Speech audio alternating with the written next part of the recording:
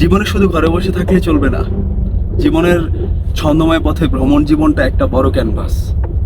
আর আমরা যদি শুধু কোনায় বসে থাকি তবে তার পুরো সৌন্দর্যটা অধরাই থেকে যাবে। ঘরে বসে আরাম করা ভালো, কিন্তু মাঝে মাঝে বাইরে বেরিয়ে পড়াটাও খুবই দরকার। কারণ নতুন কিছু দেখার আনন্দ, অচেনা পথের অভিজ্ঞতা আর ভিন্ন সংস্কৃতির জানার সুযোগ ঘরে বসে মেলে না ভাই। মনের জানালা খুলতে আর নিজেকে নতুন করে আবিষ্কার করতে ভ্রমণ অত্যন্তই জরুরি, যার কোনো জুড়ি নাই।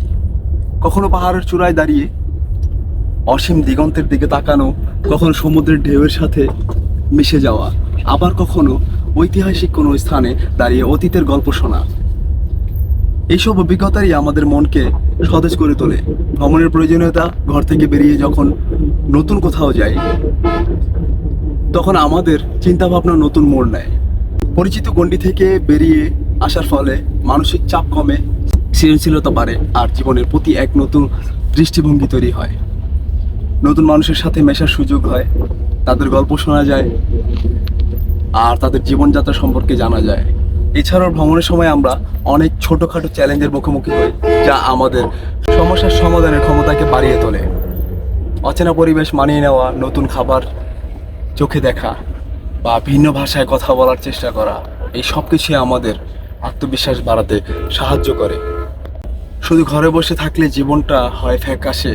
ঘুরতে হবে মন খুলে নতুন পথের পাশে। পাহাড়, সাগর, নদী দেখিয়ে মনটা হবে সতেজ। নতুন কিছু শেখায় তরে, দূর হবে সব ক্লেশ। বন্ধ ঘরে বসে থেকে সময় কেন হারাই?